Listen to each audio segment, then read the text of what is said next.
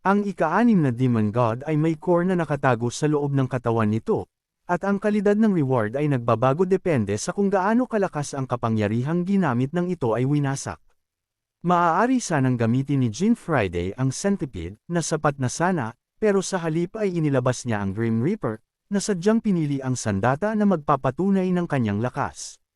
Sa sandaling lumitaw ang Grim Reaper, ang bungo ay humalaklak ng husto. Nakita nito si Mira at inakalang nasa isang cave date, si Jean Friday kasama siya. Patuloy na nagmamasid si Luluca sa pagbabago ng laban, iniisip na baka swerte lang na lumitaw ang core. Ang tunay na magpapabago ng laro, gayunpaman, ay kung makakakuha si Jean Friday ng S-rank na reward. Sa ngayon, ang tanging mga nakagawa lang yun ay si Luluca, ang chairman, at ang ilang piling iba pa. Humanga ang Grim Reaper sa Demon God at ginamit ang ikalawang skill nito.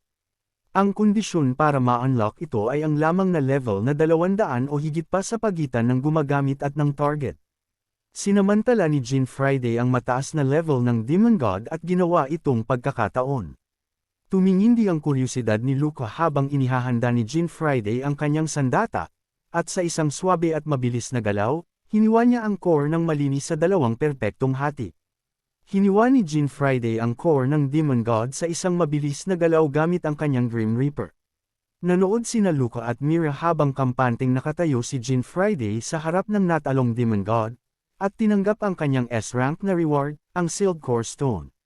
Gayunpaman, ang sandaling iyon ay biglang naputol ng bungo, na humalaklak ng hysterical. Ipinagmamalaki ang lakas nito at nangangakong tuturuan si Jean Friday ng mga tula na bibihag sa puso ng kanyang crush sa isang bulong lang.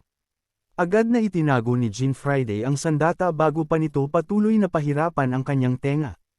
Humanga si Luluca sa nakababaliw na sandata at inakalang itinago ni Jean Friday ang pinakamahusay para sa huli. Hindi lamang naipakita ni Jean Friday ang napakalakas na lakas, kundi nalampasan din niya ang record ni Luluca bilang pinakabatang tao na nakakuha ng S-rank na reward, isang bagay na lubhang ikinainis ni Luluca. Ngayong nakuha na ni Jean Friday ang S-rank reward gaya ng plano, oras na para bumalik sa asosasyon. Nagpasalamat ang chairman sa lahat sa matagumpay na pagpigil sa pag-aalsa ng mga halimaw sa lungsod. Ang 8 Guardians ay nakatayo ng may pagmamalaki sa harap niya. Bagaman si Leon lang ang nagmamalaki na kaya niyang ayusin ang lahat ng mag-isa. Sinenyasan ng chairman si Nix na nag-utos dito na ipakita ang kabuuang reward na nakuha mula sa pagsugpo.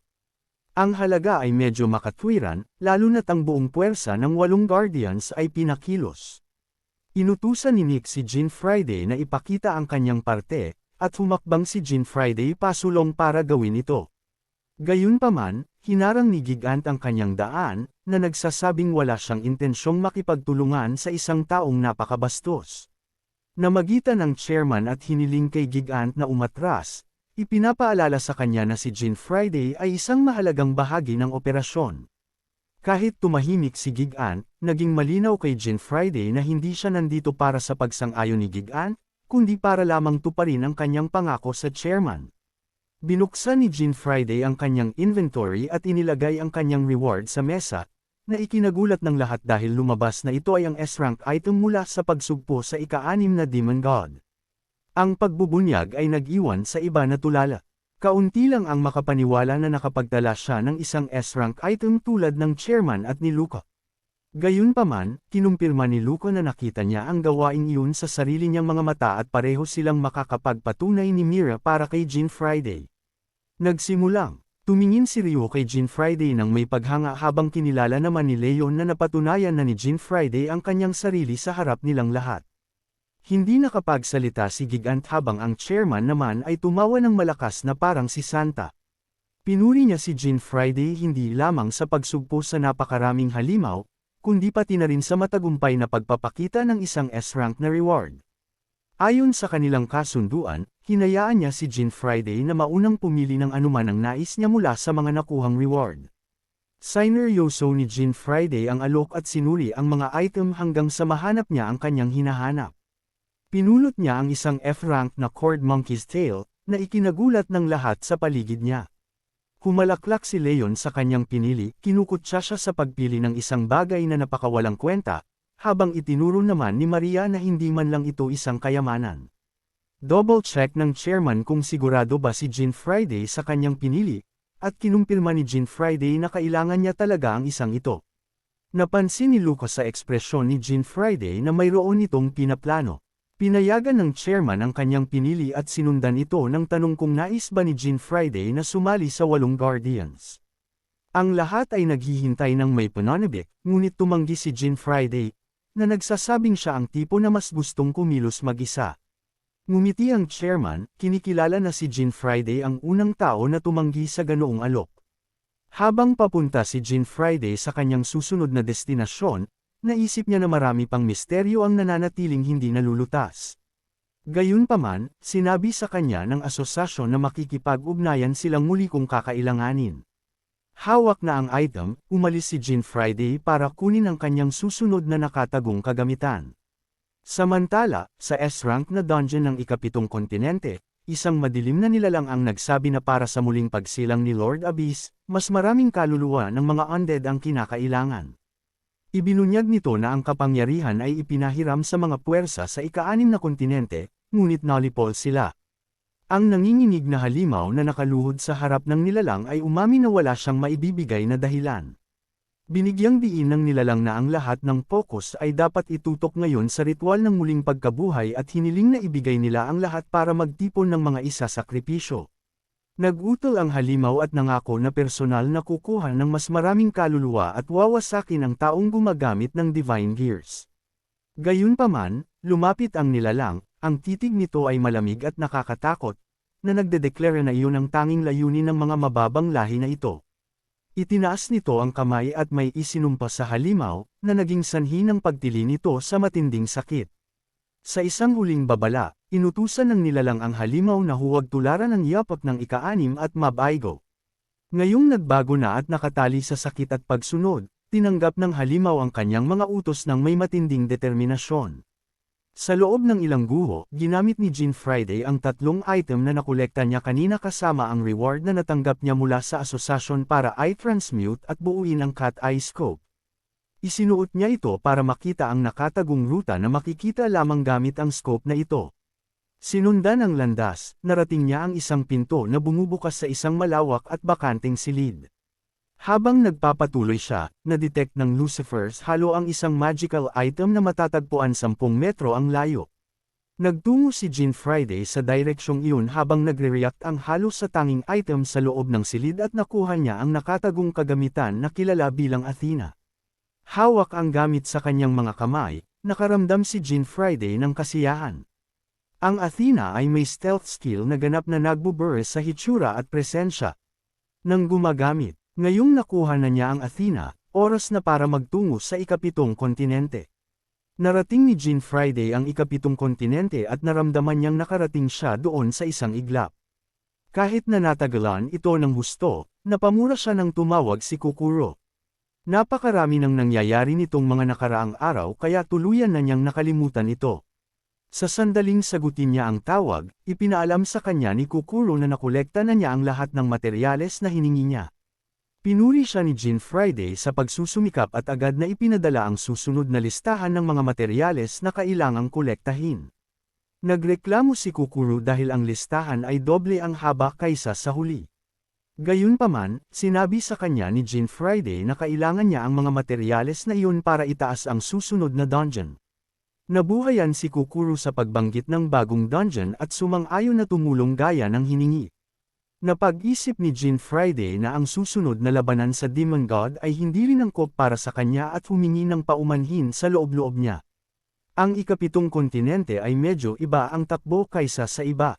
Ang mga adventurer ay kinakailangang lupigin ang lahat ng F-rank hanggang A-rank na mga dungeon bago hamunin ang S-rank dungeon. Nakatayo sa harap ng F-rank dungeon, isinuot ni Jean Friday ang Athena. Habang nagpapatuloy siya, nilalayon niyang magtala ng bagong personal best. Madaling natapos ni Jean Friday ang F-rank dungeon, na sinundan ng E, D, at C-rank na mga dungeon. Ang swabe na pag-unlad na ito ay salamat sa stealth skill ng Athena, hindi man lang maramdaman ng mga halimaw kung ano ang nangyayari.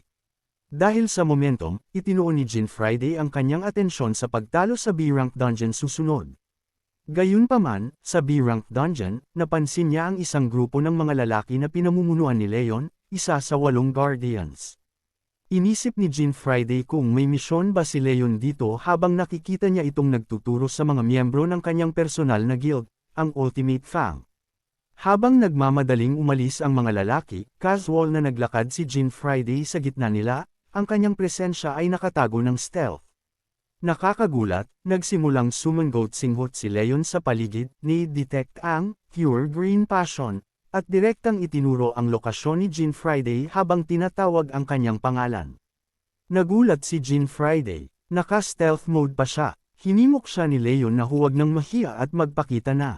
Napagtanto na hindi gumamit si Leon ng anumang skill kundi umasa lamang sa purong instinct, tinanggal ni Jean Friday ang Athena at muling lumitaw, hindi sigurado kung paano ipapaliwanag ang stealth function. Si Leon, nakitang-kitang natutuwang makita siya, ay nagtanong kung gumamit ba si Jean Friday ng skill o gear. Gayunpaman, hindi na niya ito pinatagal at sa halip ay nagtanong kung nandito ba si Jean Friday para labanan ang ikapitong Demon God. Nang kumpirmahin ito ni Jean Friday, ninais ni Leon ang swerte para sa kanya. Agad na naintindihan ni Jean Friday na hindi na kailangan ng paliwanag at nagtanong kung may misyon ba si Leon dito. Ipinaliwanag ni Leon na ang mga adventurer na naunang pumunta rito ay nawawala at naghahanap sila ng mga nakaligtas pati na rin ang mga pahiwatig para malaman ang nangyayari. Nang tanungin kung gawa ba ito ng mga nobodies, sinabi ni Leon na hindi sila sigurado at pinayuhan si Jean Friday na mag-ingat. Inutusan niya si Jean Friday na talunin ang anumang makakasalamuhan nito ng may passion. Nangilabot si Jean Friday sa sobrang pagka-cringe pero pinanood niya si Leon na sa wakas ay umalis para muling makisama sa iba. Ang tanging naisip ni Jean Friday ay ang galing ni Leon sa maraming paraan. Sa puntong iyon, nagpatuloy si Jean Friday at hinarap ang B-rank dungeon boss, ang Acid Werewolf, habang nasa stealth mode. Determinado siyang tapusin ang laban ng mabilis at tumuloy sa A-rank dungeon. Pero bago pa siya makakilos, isa pang halimaw ang biglang lumitaw sa likuran niya, na ikinagulat ni Jean Friday at ng werewolf. Agad na nakilala ni Jean Friday ang nilalang. Ito ang A-rank dungeon boss, si Pres Velgar. Inisip niya kung paano ito nakarating dito, pero ang sagot ay agad na nagpakita sa anyo ni Leon. Muli, sininghat ni Leon ang hangin at itinuro ang lokasyon ni Jean Friday, na ikinagulat ni Jean Friday sa maraming antas. Inisip ni Jean Friday na binanggit nga ni Leon ang pagkikita muli, pero malinaw na masyadong mabilis ito. Hindi niya naiintindihan ang sitwasyon sa kanyang paligid. Habang tumitingin si Jean Friday sa paligid ng may kalituhan, humingi ng paumanhin si Leon sa paggambala at ipinaliwanag na iniimbestigahan niya ang pagkawala ng mga adventurer nang biglang lumitaw ang halimaw sa harap niya. Inatake siya ng nilalang ng walang babala at hamarang sa daan. Kaya, tumugon si Leon, pero natakot ito at tumakbo palayo. Nahihirapan si Jean Friday na maniwala na bahagya lang itong ginawa ni Leon dahil walang halimaw ang magugulat ng ganoon kung bahagya lang itong hinarap. Umungol ang werewolf sa kanila at hindi inaasahang sumali rin ang A-rank dungeon boss sa panig nito.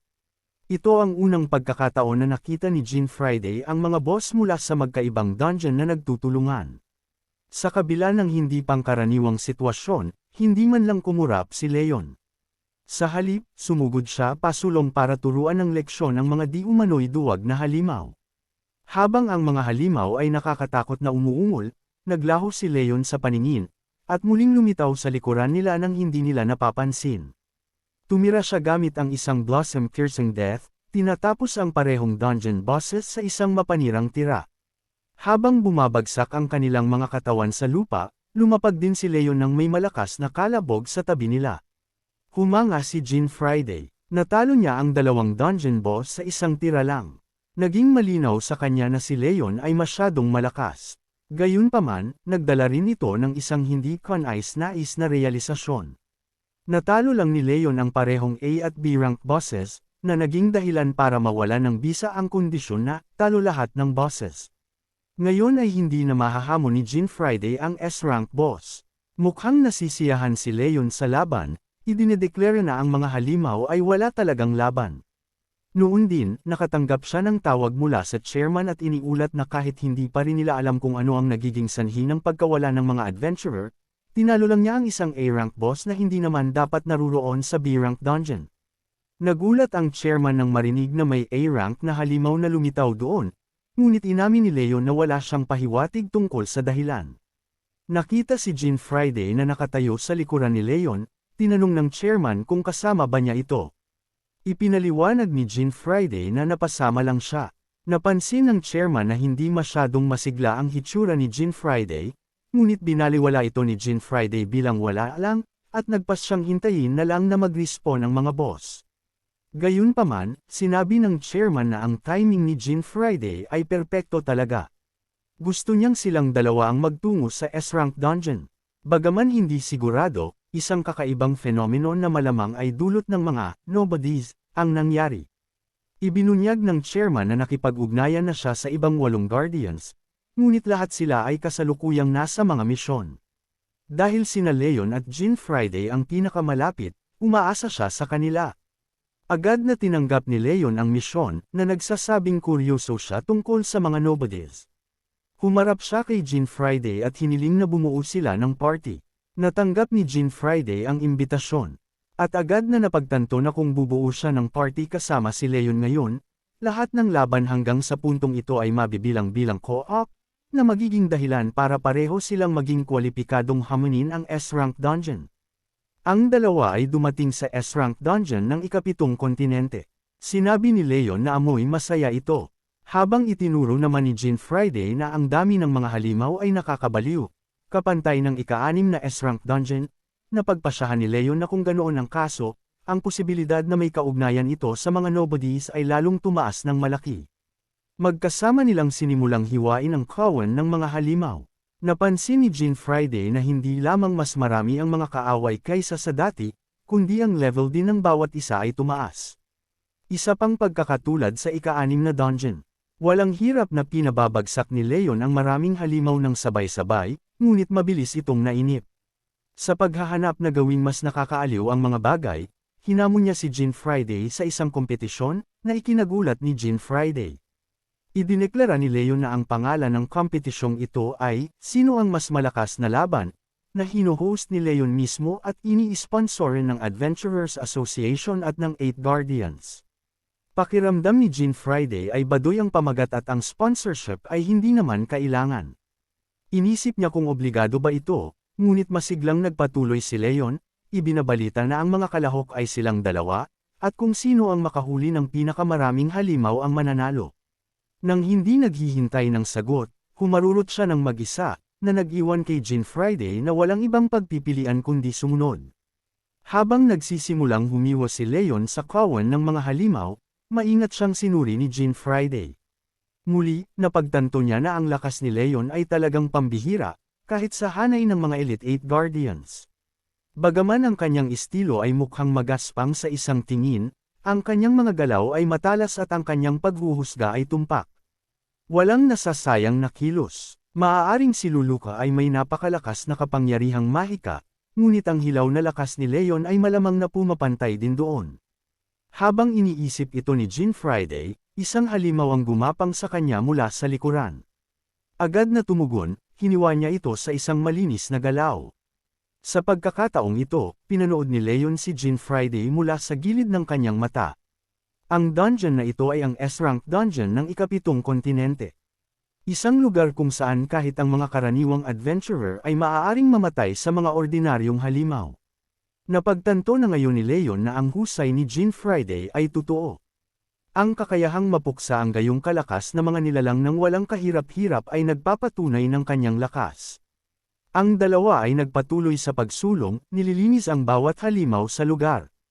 Idineklara ni Leon na ang kanyang bilang ay 775 at tinanong si Jean Friday tungkol sa kanyang tali. Sumagot si Jean Friday na pareho ang bilang ng kanyang nahuli, na lubhang humanga kay Leon. Nakasabay sa kanya si Jean Friday. Mas lalong na-excite si Leon na manalo sa kompetisyong ito. Si Jean Friday naman, habang sinasabi na hindi mahalaga kung sino ang manalo o matalo, ay umamin sa sarili na ang matalo ay masakit pa rin ng kaunti. Bigla na lang, tinanong ni Leon si Jean Friday kung bakit siya naging adventurer, na ikinagulat ni Jean Friday sa biglaan at personal na tanong na iyon. Sinabi lamang ni Jean Friday na mahirap ang kanyang pamilya.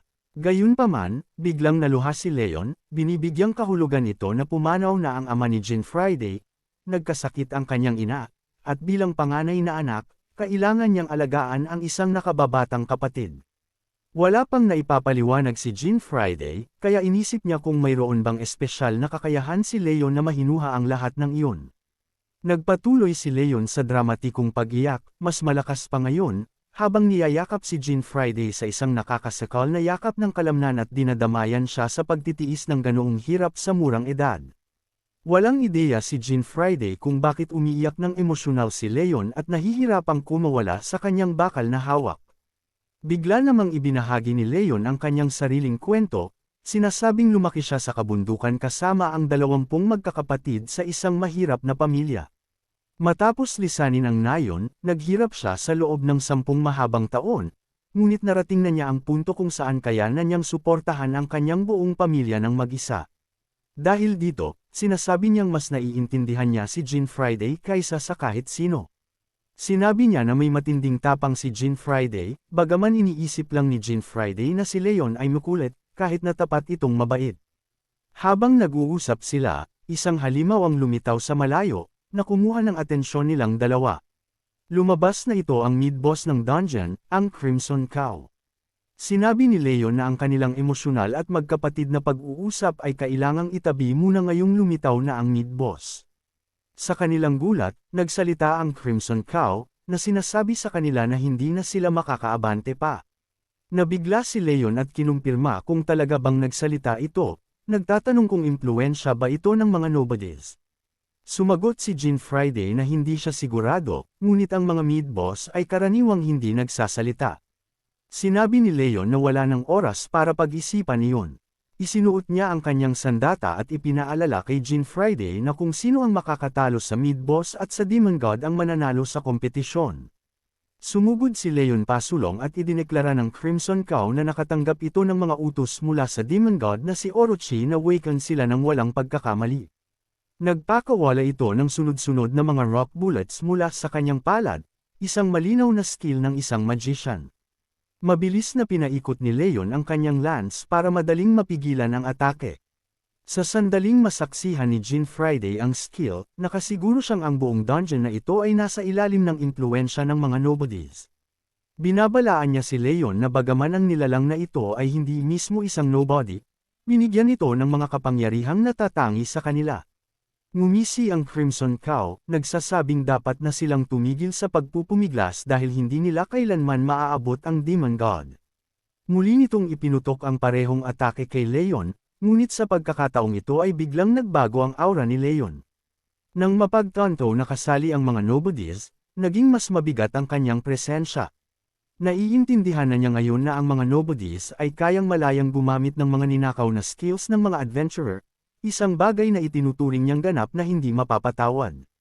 Napansin ni Jean Friday na na-activate ni Leon ang Divine Might, ang stat-boosting skill na exclusive sa mga Lancers. Sa kapangyarihang dumadaloy sa kanya, hinamon ni Leon ang halimaw na subukan ding nakawin ang kanyang mga skills. Determinado siyang talunin ito at gawin itong bilang 776. Ang atake ni Leon ay humiwas sa halimaw ng may sugat na napakalalim kaya napaluhod ang Crimson Cow. Gayunpaman, agad itong nagsimulang magpagaling sa sarili, kinikilala na ang kanyang mga kalaban ay hindi lang basta-basta. Pinanood ni Leon ang prosesong ito ng pagpapagaling at naisip kung ninakaw ba ng halimaw ang kakayahang ito mula sa isang adventurer din. Kinumpirma ng halimaw na kinuha nito ang healing power sa daan bilang bonus reward. Hindi direktang umaamin na ito ang nasa likod ng pagkawala ng mga nawawalang adventurer. Binabalaan ni Jean Friday si Leon na ang mga kondisyon para sa pagnanakaw ng mga skills ay eye contact at pag-inom ng dugo. Ngunit sa halip na maging maingat, mas lalong na-excite si Leon at hinamon ang Crimson Cow na nakawin ang kanyang skill kung kaya nito.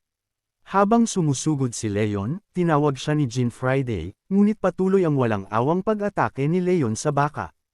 Hindi makahanap ng pagkakataon ng Crimson Cow na gumanti sa harap ng walang humpay na lakas ni Leon. Patuloy na sinusulsula ni Leon ang halimaw na subukan ng nakawin ang kanyang mga skills. Humanga si Jean Friday sa napakalakas na kapangyarihan ni Leon at inisip na ang paglalabas ng Divine Might skill sa ganoong antas ay halos nakababaliw na. Para namang nabasa ang kanyang iniisip, sinabi ni Leon na ang kanyang Divine Might ay mas mataas kaysa sa regular na bersyon. Pinagsama niya ito sa Guts, Tapang. Hindi nakapagsalita si Jean Friday dahil hindi pa siya nakarinig ng logic o setting na ganoon, at alam niya na kung ang ganoong skill ay mananakaw, ang mga kahihinatnan ay maaaring maging malubha.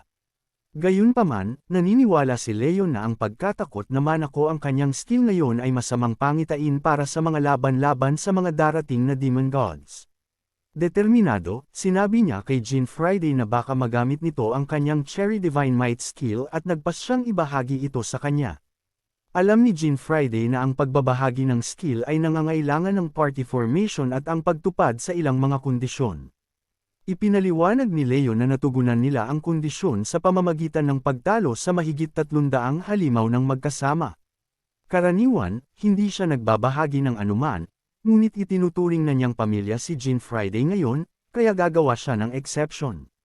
Siniguro niya kay Jean Friday na magagamit nito ang skill agad-agad. Sinabihan pa ni Leon si Jean Friday na tawagin siyang, Kuya, Big Bro, kung gusto nito. Ngunit tumanggi si Jean Friday at sinabihan siyang pagtuunan ng pansin ang ginagawa. Ang Divine Might ng Lancer Knight ay isang high-performance skill na nagpapataas sa lahat ng stats. Gayunpaman, ang pag-aaral nito ay nangangailangan ng oras at ang paggamit nito ng epektibo sa tunay na labanan ay nangangailangan ng matinding pagsasanay. Habang abala pa rin sa labanan, ibinahagi ni Leon ang Divine Might kay Jean Friday at naging inspirasyon siya sa pagsasabing lahat ay nagsisimula bilang baguhan at hinimok siyang subukan ito. Hindi nakaramdam ng hiya si Jean Friday, ngunit naiintindihan niya na kahit may bahagi ang isang skill, hindi ito isang bagay na maaaring maperpekto sa isang iglap. Ngunit si Jean Friday ay hindi ordinaryong tao.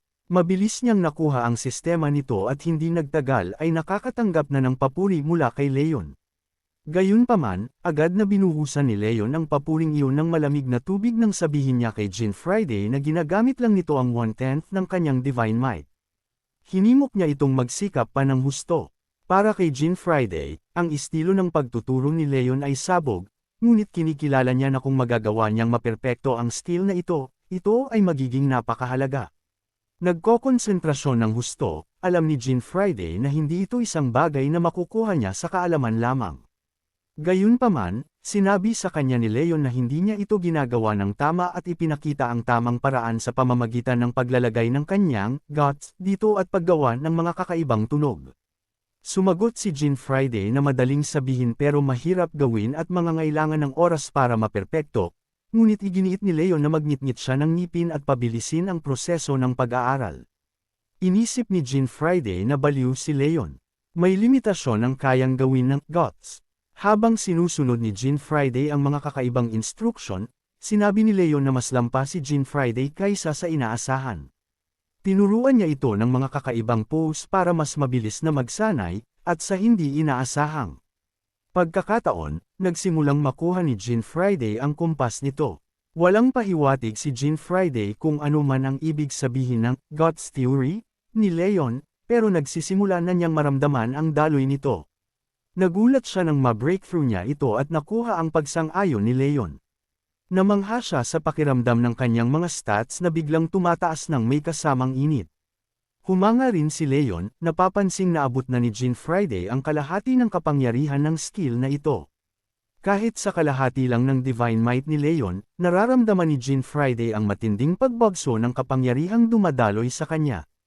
Ang pagbabahagi ng skill ay kapaki-pakinabang, ngunit kung ang kapangyarihang iyon ay magagamit ng buo ay nakadepende lamang sa kakayahan ng tumatanggap. Kapag ang ibinahaging skill ay ganap ng naperpekto, doon lamang lumalabas ang tunay na halaga ng pagbabahagi ng skill. Tumuloy na si Leon sa ikalawang leksyon at sinabihan si Jean Friday na subukan ang Divine Might sa tunay na labanan laban sa Crimson Cow. Natigilan si Jean Friday nang makitang ang baka ay nakaupo sa isang maayos na, proper sitting pose. Hindi man lang niya napansin kung kailan huminto sa pakikipaglaban si Leon at namangha na ang isang mid-boss ay maaaring mapaamo ng ganito. Inutusan ni Leon ang Crimson Cow na labanan si Jean Friday nang hindi nagpipigil. Pati ang Crimson Cow ay nag-isip na si Leon ay isang irresponsibleng gumagamit ng nilalang. Habang naghahanda ang dalawa sa pagbabanggaan, ipinahayag ni Leon ang kanyang pag-asa na makita ang Divine Might skill ni Jean Friday na kumikilos. Si Jean Friday, na nakatutok, ay nag-isip na kung magagawa niyang maperpekto ang skill na ito, hindi na niya kailangang sayangin ang kanyang iba pang mga kakayahan ng hindi kailangan.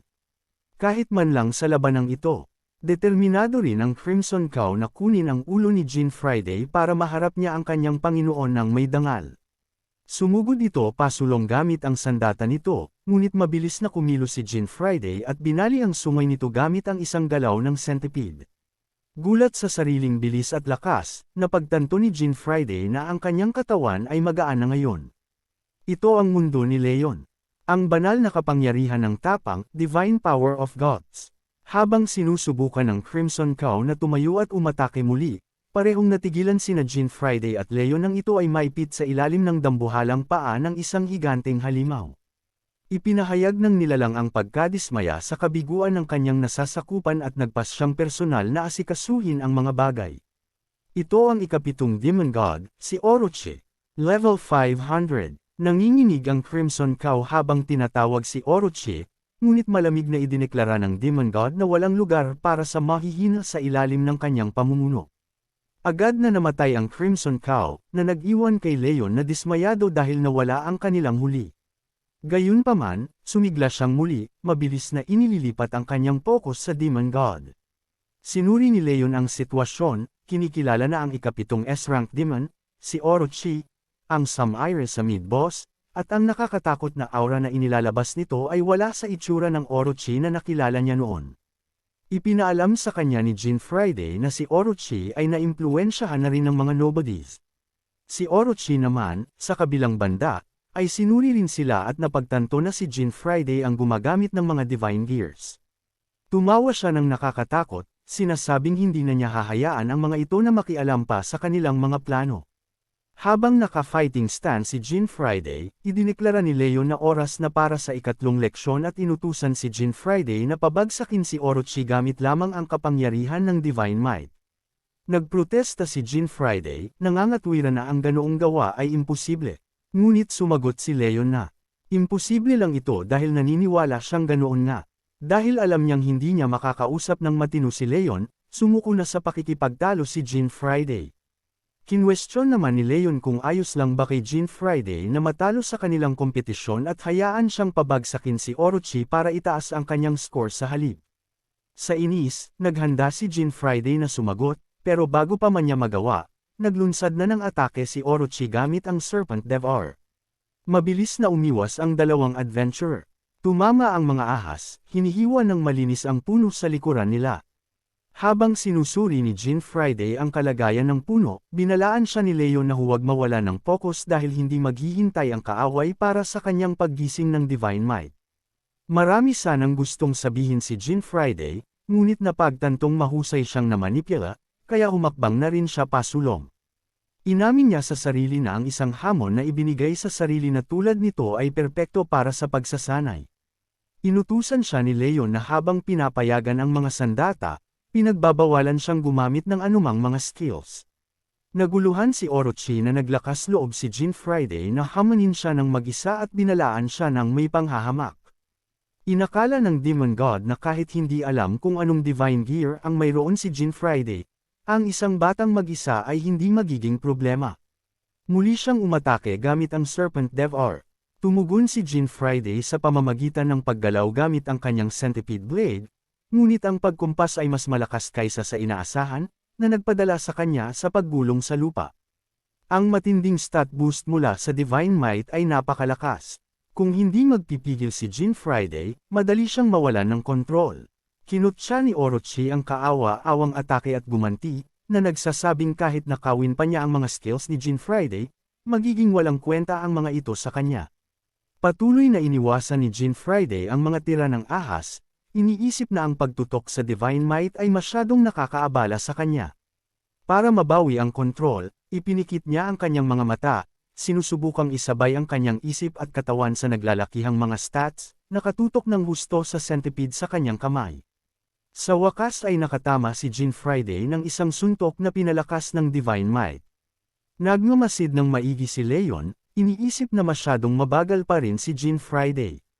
Gaya ng inaasahan, ang atake ni Jean Friday ay napigilan ng kamay mismo ni Orochi, na nagtulak sa kanya na tumalon pa atras at muling ayusin ang kanyang tayo. Ibinaling naman ni Orochi ang kanyang atensyon kay Leon, kinikilala na ang mas malakas ay nakatayo lamang sa gilid. Ngumisi si Leon at sinabi kay Jean Friday na itit iron na lang nila ang natitirang bahagi ng leksyon sa ibang pagkakataon, inaamin na ang espiritu ni Jean Friday ay naging malinaw sa huling atakeng iyon. Sa puntong iyon, pinayagan na rin niya sa wakas si Jean Friday na gamitin muli ang kanyang mga skills. Ngumisi si Orochi, naniniwalang wala itong mababago. Pero sa kanyang gulat, naglaho si Jean Friday. Tumingin siya sa paligid, hindi sigurado kung gumamit ba si Jean Friday ng invisibility skill o marahil ay isang divine gear ability. Nagpa siya si Orochi na gumamit ng isang malawak na skill para tamaan ang lahat ng sabay-sabay. Pero bago pa niya masimulan ang galaw, ang kanyang dibdib ay bigla nang nahiwa. Habang nakatago pa rin sa invisibility, pinag-isipan ni Jean Friday kung si Orochi ay may taglay na kakaibang lakas tulad ng kakayahang tinatawag na air, at ipinagpatuloy ang kanyang paghiwa. Umungol si Orochi sa pagkadismaya, nagrereklamo na si Jean Friday ay umaasa sa isang duwag na teknik na tanging mahinang tao lang ang gagamit, nagtatanong kung masyado ba siyang takot na magpakita man lang. Ipinaalala sa kanya ni Jean Friday na si Orochi mismo ang nagsabing hindi mahalaga ang isang skill. Bigla, naalala ni Orochi ang kapangyarihang ibinigay sa kanya at ang matinding babala na natanggap niya kasabay nito. Napagtanto na hindi na niya kayang magkaroon pa ng isa pang kabiguan, inilabas ni Orochi ang kanyang tunay na kapangyarihan, na ikinagulat ni na Jean Friday at Leon. Inilabas ni Orochi ang kanyang mga kapangyarihan at ilang mga screen ang lumitaw sa harap niya. Pinanood itong mabuti ni Jean Friday at natigilan nang makita na ang kanyang ina, si Amelia, at ang pamilya ni Leon ay nakadisplay sa mga screen. Sinabi ni Orochi na ang mga tao ay tila mahina laban sa mga hostage. Ipinaliwanag niya na ang kanyang mga ahas ay kayang makaramdam ng maraming bagay sa pamamagitan ng pangamoy, tulad ng kasarian at magic power level. Ang mga ahas na ito ay kasalukuyang patungo sa bayan kung saan nakatira ang kanilang mga pamilya.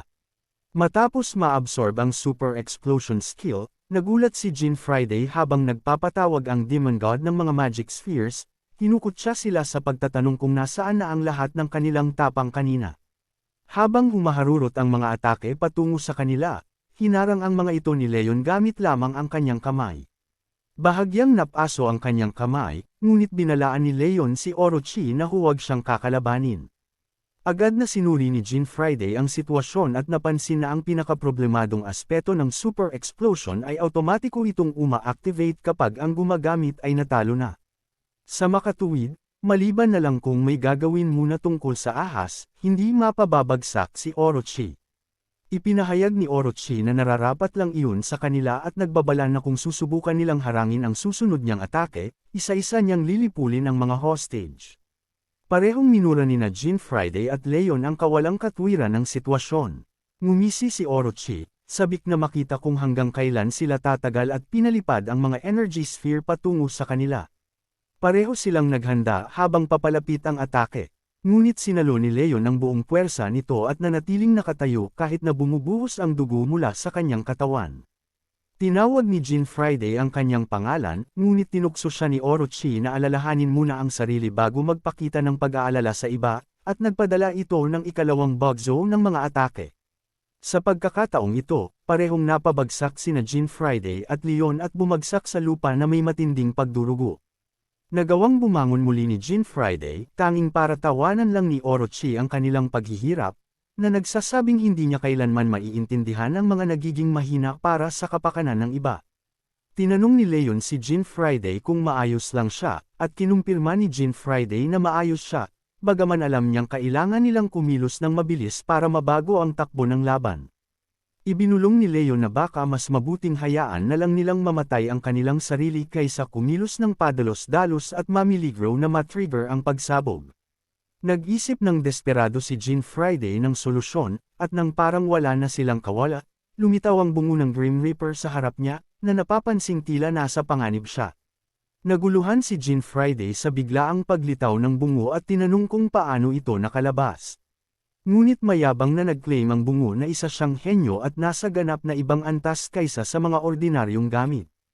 Kinwestiyon ng bungo kung nalimutan na ba ni Jean Friday ang kanyang skill, lalo na sa sandaling tulad nito. Naalala ni Jean Friday na kaka-unlock lang ng Grim Reaper sa Overdeath noong isang araw. Habang may isa pang skill na pumasok sa kanyang isip, kinumpirma ng bungo na nasa tamang direksyon siya. Napagtanto ni Jean Friday na lumitaw ang bungo para tulungan siya. Determinado, sinabihan niya si Leon na ipaubaya sa kanya ang Super Explosion skill at ituon ang pansin kay Orochi. Sulyap ni Leon sa kanya at napansin ang kanyang determinadong ekspresyon kaya natuwa ito, na nagsasabing mukhang may tapang na sa wakas si Jean Friday. Nagtitiwala kay Jean Friday, nagtanong siya tungkol sa plano. Inutusan siya ni Jean Friday na maglipag ng isang strike na sapat na malakas para makasakit, pero hindi sapat para lipulin si Orochi. Nagliyab si Leon, na nagsasabing kaya niyang wasakin si Orochi ng libu-libong ulit, pero sasang-ayon muna siya sa ideya ni Jean Friday sa ngayon. Naghanda si Orochi na maglunsad ng isa pang atake, ngunit biglang lumitaw si Leon sa tapat mismo ng kanyang mukha at nagpakawala ng isang mapanirang dagok. Natigilan si Orochi at ipinaalala sa kanya ang tungkol sa mga hostage, ngunit binaliwala siya ni Leon, na umaatake gamit ang Hell Pattern Strike sa isang baseball-style na swing, na nagpalipad kay Orochi na parang bola. Habang papalapit si Orochi kay Jean Friday, nagbabala ang bungo na dumarating na ang target. Ang unang skill ng Grim Reaper na Soul Hunt ay may kakayahang punatan ang anumang bagay na walang pisikal na anyo. Minaniebra ni Jean Friday ang Grim Reaper sa ibabaw ni Orochi, na naging sanhi ng pag-ikot ng Demon God sa ere. Nang may katumpakan, humampas siya pababa matapos matagumpay na manako ang kaluluwa ng isang ahas. Namangha si Jean Friday na nagawa niyang mangaso ng isang skill at tinawag si Leon para ibigay ang huling tira gamit ang lahat ng tapang na mayroon siya. Pinuri ni Leon ang mga pagsisikap ni Jean Friday at idineklara na kailangang harapin ni Orochi ang kamatayan ng may pagsisisi sa pangangahas na gawing hostage ang kanilang mga mahal na pamilya. Nang may determinasyon, pinakawalan niya ang Beat Spear Kishi Stab para tapusin ang Demon God na si Orochi, na nagsasabing sa simula pa lang ay wala ng sapat na tapang ang halimaw. Sa sandaling lumapag si Jean Friday pabalik sa lupa, ipinaalam sa kanya ni Leon na dahil siya ang nagbigay ng huling tira sa demonyo, mas mataas na ang kanyang score. Hindi makapaniwala si Jean Friday na kumakapit pa rin si Leon sa kanilang paligsahan sa ganitong oras. Ngunit iginiit ni Leon na kahit na ito ay isang magkasamang laban, malinaw na isinasaad sa mga patakaran na kung sino ang maglipag ng huling strike ay siyang makakakuha ng puntos. Hindi sigurado si Jean Friday kung umiiral ang ganoong patakaran, ngunit may kumpiyansang idineklara ni Leon ang tagumpay para sa round na ito. Binati siya ni Jean Friday sa isang matabang na tono, na nag-udyok kay Leon na siguruhin sa kanya na huwag pang hinaan ng loob dahil nanindigan si Jean Friday at nakipaglaban ng pantay. Gayunpaman, bago pa magpatuloy ang Berwan, pareho silang nagulat sa isang napakalakas na presensya. Isang bagong figure ang nakatingin sa kanila. Malamig na sinabi ng bagong dating na kahit nabigyan ng kapangyarihan, ang isang mababang uri ay nananatiling walang kwenta, mas mababa pa sa basura. Kinwestiyon ni Leon ang pagkakakilanlan ng figurang ito, at inamin ni Jean Friday na wala siyang ideya kung sino ito, bagaman ang nakatatakot na presensya ay malinaw na hindi natural.